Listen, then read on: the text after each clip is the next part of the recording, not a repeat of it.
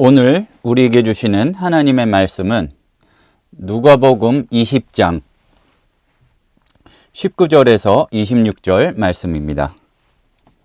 누가복음 20장 19절에서 26절 말씀 제가 봉독하겠습니다. 서기관들과 대제사장들이 예수의 이 비유는 자기들을 가리켜 말씀하심인 줄 알고 즉시 잡고자 하되 백성을 두려워하더라. 이에 그들이 엿보다가 예수를 총독의 다스림과 권세 아래에 넘기려 하여 정탐들을 보내어 그들로 스스로 의인인 체하며 예수의 말을 책잡게 하니 그들이 물어 이르되 선생님이여 우리가 아노니 당신은 바로 말씀하시고 가르치시며 사람을 외모로 취하지 아니하시고 오직 진리로서 하나님의 도를 가르치시나이다. 우리가 가이사에게 세를 바치는 것이 옳으니이까 옳지 않으니이까 하니 예수께서 그 간계를 아시고 이르시되 데나리온 하나를 내게 보이라. 누구의 형상과 글이 여기 있느냐? 대답하되 가이사의 것이니이다. 이르시되 그런즉 가이사의 것은 가이사에게 하나님의 것은 하나님께 바치라 하시니 그들이 백성 앞에서 그의 말을 능히 책잡지 못하고 그의 대답을 놀랍게 여겨 침묵하니라.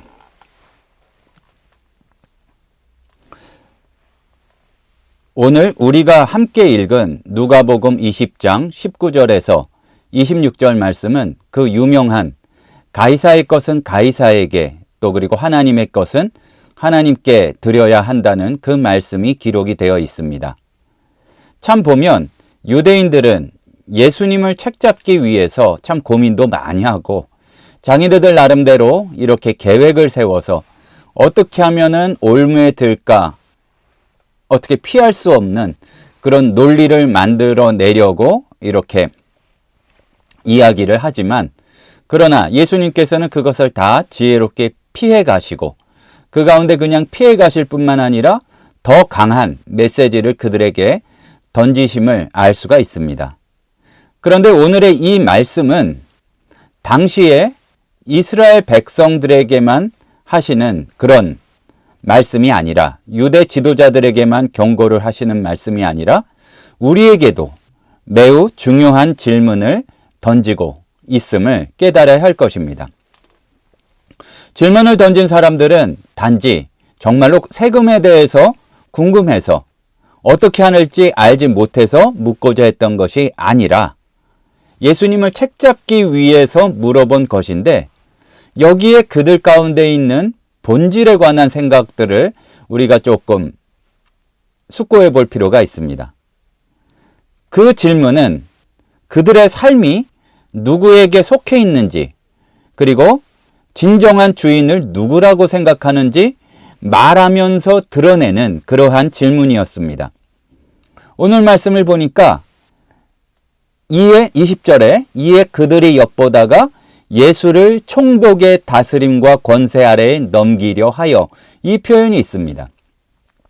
진정으로 하나님을 믿고 하나님을 따르는 백성이라면 대개 나라와 권세와 영광이 언제나 아버지께 있다는 그런 고백을 드려야 하는데 하나님을 진짜 왕으로 섬겨야 하는데 이들은 글쎄요 겉으로는 어떻게 했을지 모르지만 속으로는 로마의 황제가 다스리는 것을 당연히 여기고 그들의 권세를 이용해서 예수님을 잡으려고 하고 있었다는 이야기입니다.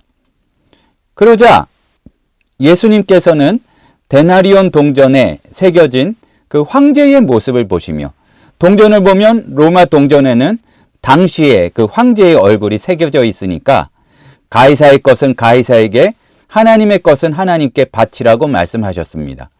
이것은 그들의 함정을 피해가는 것인 동시에 하나님의 것을 누구에게 바치고 있느냐?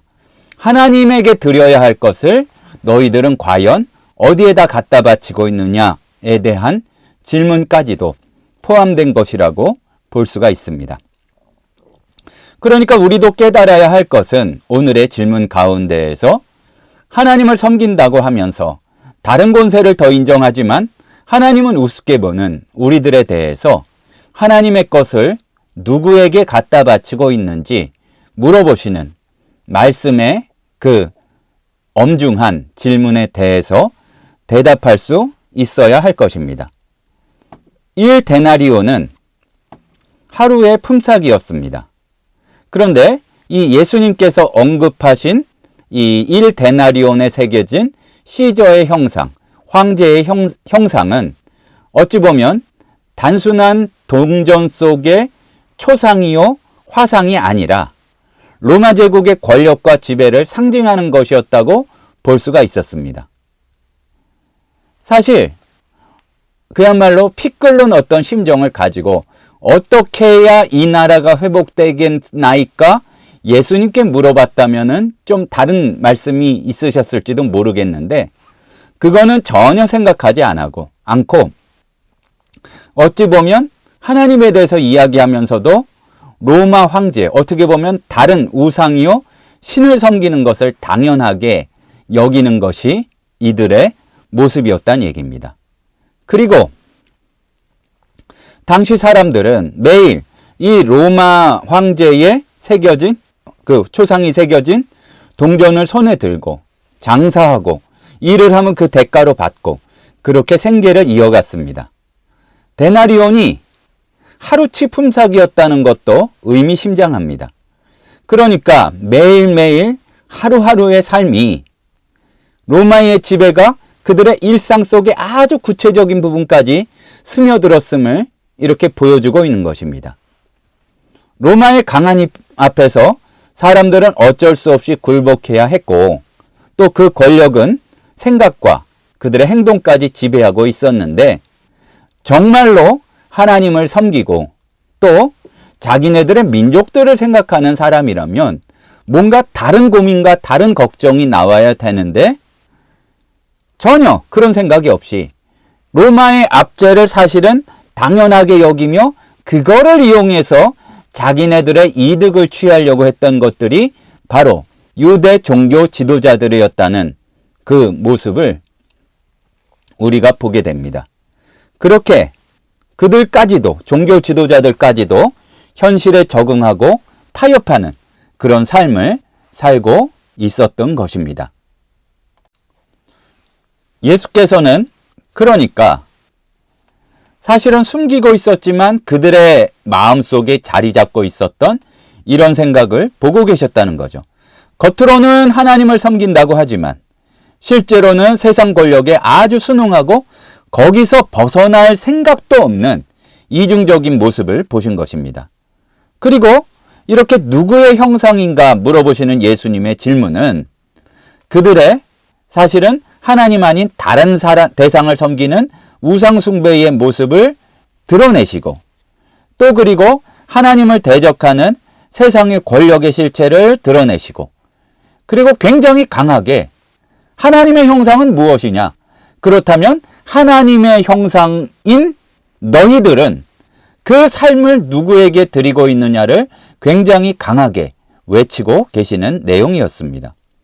단순히 비판을 위한 비판이 아니라 예수님의 말씀은 진정으로 그 백성이 어디에 속해 있고 어디에 속해 있는 사람으로서 살아야 하는지를 질문하신 것입니다.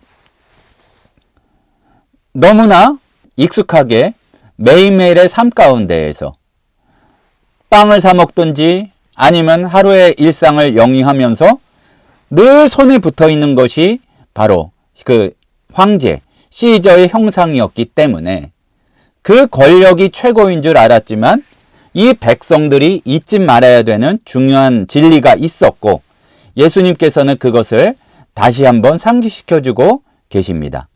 그것은 무엇인가 하면 인간은 하나님의 형상으로 창조된 존귀한 존재이고 그가 어디로 가든지 그것이 바로 하나님의 영역이요 하나님의 나라요 하나님의 땅임을 선포할 책임과 사명이 있다는 것입니다. 당시의 고대 세계에서는 어떤 나라의 경계를 표시할 때 그 비석 위에 그 왕의 형상을 항상 새겨 놓았다고 합니다. 여기는 암흑의 왕, 암흑의 황제의 땅에 권력이 미치는 곳이다.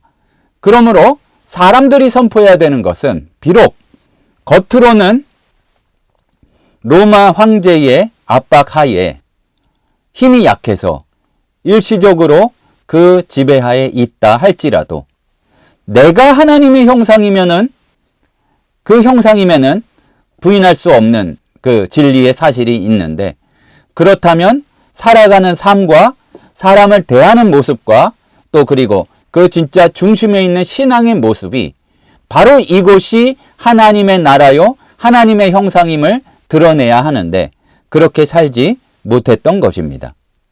그런 상황에서 예수님께서는 하나님의 형상으로 창조된 너희들은 누구에게 드려야 하느냐?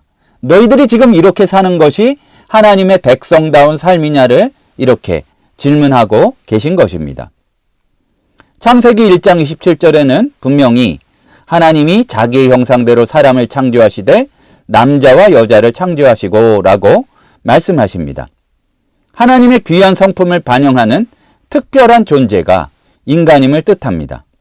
그렇기 때문에 예수님께서 하신 말씀, 가이사의 것은 가이사에게, 하나님의 것은 하나님께 바치라는 말씀은 단지 세금 납부에 관한 답변이 아니라 인간이 왜 존재하게 되었는지 또 그리고 어떻게 살아가야 하는지 진정한 가치에 대한 말씀이요 선언입니다. 우리 안에 새겨진 하나님의 형상을 회복하고 그 형상에 답게, 형상의 모습답게 그에 따라서 살아가라는 요청입니다. 성경을 보면 우리가 한편은 형상이라고 번역이 되어 있고 또 어떤 경우는 우상이라고 번역이 되어 있지만 사실은 한 단어입니다. 한 표현입니다. 그런데 그것이 똑같은 모양이라는 형상이라는 그 표현이 사람에게 적용될 때 하나님의 형상이라고 할 때는 형상이라고 번역하고 사람 외에 다른 것을 그 단어로 표현할 때는 항상 우상이라고 표현합니다. 우리말에서는 구분하기 위해서 그것을 이렇게 차이가 있게 번역을 했지만 사실은 한 단어입니다. 우리에게도 적용할 수 있습니다. 하나님께서 맡기신 사명답게 우리가 살아간다면 그것이 바로 하나님 나라라는 선포요.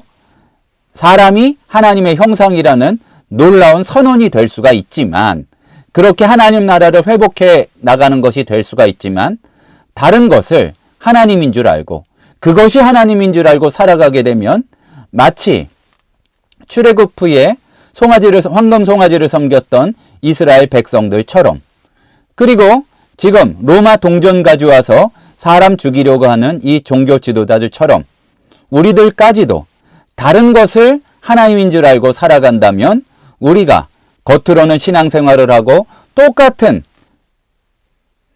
반복되는 예배 가운데 있다 할지라도 우상 숭배하는 자가 될 수가 있다는 얘기입니다. 오늘날 우리도 예수님 시대의 이 사람들과 다르지 않은 선택의 기로에 서 있습니다. 다른 것이 하나님이라고 그렇게 고백하라고 숭배하라고 얼마나 교묘하게 우리를 흔들어 놓는지 모릅니다. 아주 권세가 대단하게 느껴집니다. 거기에 거부하면 하루하루의 일상을 살아갈 수 없을 정도로 우리를 올가맬 때도 있고 근심과 걱정의 많은 부분들은 바로 이 세상이 신으로 섬기고 있는 재물이요, 다른 가치요, 다른 우상들인 경우가 많이 있습니다. 돈, 성공, 명예, 남들이 다 그렇게 생각하니까 그것들이 우리에게 행복을 줄 수 있는 것처럼 깜빡 넘어가고 우리가 하나님의 형상이요, 우리가 하나님의 형상임을 힘입고 나갈 때에 우리가 승리할 수 있다는 사실을 놓치는 경우가 많다는 얘기입니다. 얼마나 많이 사람들의 심리를 이용해서 사람들이 많이 이렇게 몰려가는 것을 이용해서 우리에게 소비와 경쟁을 강요하고 하나님이 아닌 다른 신을 섬기도록 다른 신을 하나님으로 섬기도록 그렇게 우리에게 압박하는 경우가 많습니다. 하지만 기억해야 할 것은 우리는 하나님의 형상대로 창조된 존재입니다. 하나님의 형상으로서 산다는 것은 말씀에 귀 기울이고 거기에 순종하고 거기에 나 자신을 맞춰가며 하나님께서 거룩하듯이 나도 거룩하고 또 예수 그리스도의 성품을 닮아가고 그 마음을 품고 작은 선택까지 고민하며 그렇게 살아가는 그 삶을 의미합니다. 그런 삶이 단순히 교회 속에서만 적용되는 것이 아니고 황제의 형상이 새겨진 그 돈은 매일매일의 노동을 통해서 그거를 받고 그거를 통해서 일상을 살아가지만 그러나 매일매일의 여러 가지 삶을 통해서 우리는 내가 하나님의 형상임을 증거하고 그에 따라 헌신하고 또 힘들지라도 뚜벅뚜벅 걸어갈 수 있는 믿음의 발걸음이 필요할 것입니다. 자꾸 우리는 권세와 영광이 다른 곳에 있는 줄로 알고 생각하면 우상 숭배의 길에 빠질 수밖에 없습니다.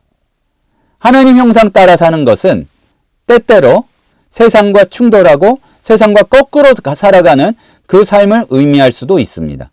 하지만 분명히 예수께서 우리에게 말씀하신 것이 세상에서 사람들보다 앞서 나가거라, 세상의 흐름에서 절대로 뒤처지지 말거라 말씀하신 것이 아니라 누구든지 나를 따라오려거든 자기 십자가를 지고 쫓으라 하셨습니다. 십자가는 그냥 고통 자체의 의미가 있는 것이 아니라 세상과는 반대되는 하나님 나라의 법칙대로 살아가라는 그 말씀인데, 비록 힘들게 느껴진다 할지라도 세상에서 환난을 당한다 할지라도 두려워하지 말 것은 예수께서 세상을 이겨 놓으셨기 때문입니다.